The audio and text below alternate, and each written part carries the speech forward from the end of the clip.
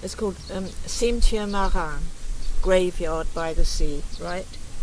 And then I just give an allusion to those of you who know the Cimetière Marin, ce toit tranquille, because it opens with an analogy between the sparkling tiles of the roof. The sea looks like a roof with sparkling tiles, and the yachts are pecking on it like doves. So when you say ce toit tranquille, that's the first words of the... And as a sort of joke, I've contrasted it with Andrew Lang, who was a student in a very much lesser verse, who was in St Andrews. And he said, so, ce toit tranquille, and then St Andrews by the Northern Sea, a haunted town it is to me. That's Andrew Lang. That's the... Right. Tall, spindly towers. In other words, I'm talking about St Andrews as the cimetière. Tall, spindly towers, between whose walls a glimpse of ocean and of wheat, grey sentinels above the land, the old cathedral ruins stand, St Andrews, cimetière by the sea. Yes, this walled graveyard, thick with tombs, reminds me of Paul Valéry. To this lone spot I climb to read his famous poem on the dead. Nor can I, though I strain and curse, keep back its echoes from my verse. See how I use a shorter line, 8 and not 10, that soars to 12. It's all in vain, the memories press. While all about me as I write, his images seduce my sight. The shimmering sea just like a roof, the marble angels so aloof, and all the sculpted codes of death, the scythe, the hourglass and the skull, the skeleton with Zeno's arrow, that poets favour ready-made, as if to prove they have a trade with masons, fleshers and the rest. Is it to capture or erase this frenzied courtship of the page that craves for immortality? Yet this famed graveyard in the north, Marie de Guise was married here, in many ways is not the same. Here no dry cricket grates the air, no shady pines pulsate in heat, stretching dark bars against the wheat, no white-sailed yachts, but fishing smacks to peck and scold the breezy main.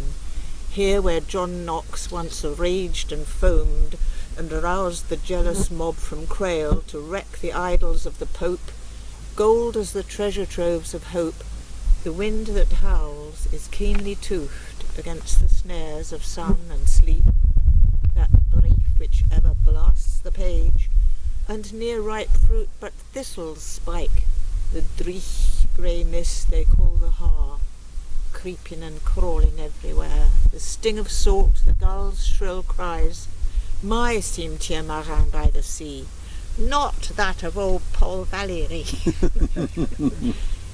No longer must I toe the line, and bleat of things men call divine, but find a voice that's truly mine, and shouts my own live consciousness, my own impatient doubts and fears, not his beneath the ground inset, the very graveyard of his poem. Yes, you, Paul Valéry, my friend, the real worm had you in the end. Your consciousness, your tears, your pen, all now surrendered to the clay, which forms your wolfish marriage bed.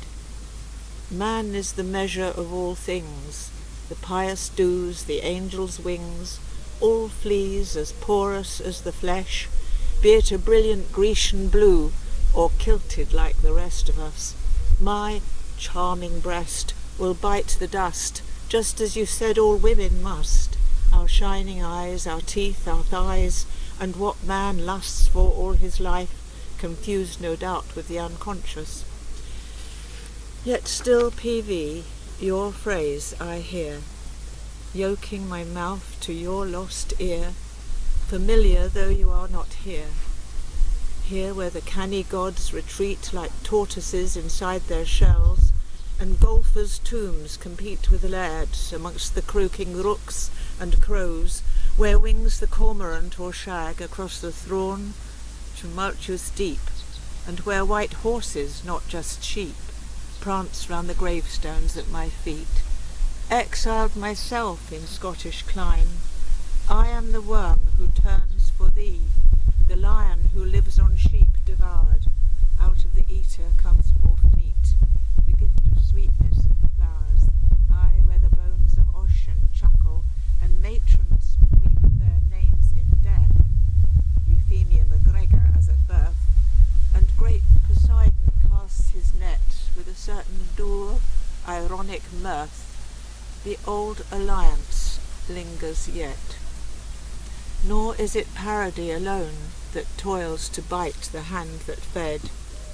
I, whose proud infant lips were stung once in my cradle by a bee, just like St. Ambrose, so they said, and whose own personal snake and key is passion for analogy, amongst the tombs, the towers, the wheat, my severed head athwart time's stream, cut off like Orpheus at the neck, I sing to you o'er the abyss, and send you this deep mental tear, or if you like, this red, red rose, which some would simply call a kiss, and as the sun returns to paint its dazzling shadow on my book, beneath the ever-changing clouds, hear your own silence haunting me, so close within it is my own, the same yet different, different yet the same in its strange emptiness. Thanks to the womb which gave us birth, hive of 1,000 humming bees, resplendent bitch, the sea, biting its ever-sparkling tail, two cimetières marins, north and south, Set and St. Andrews, join in me. That I, which needs these things to be, yet dreams it could be anywhere. Cool.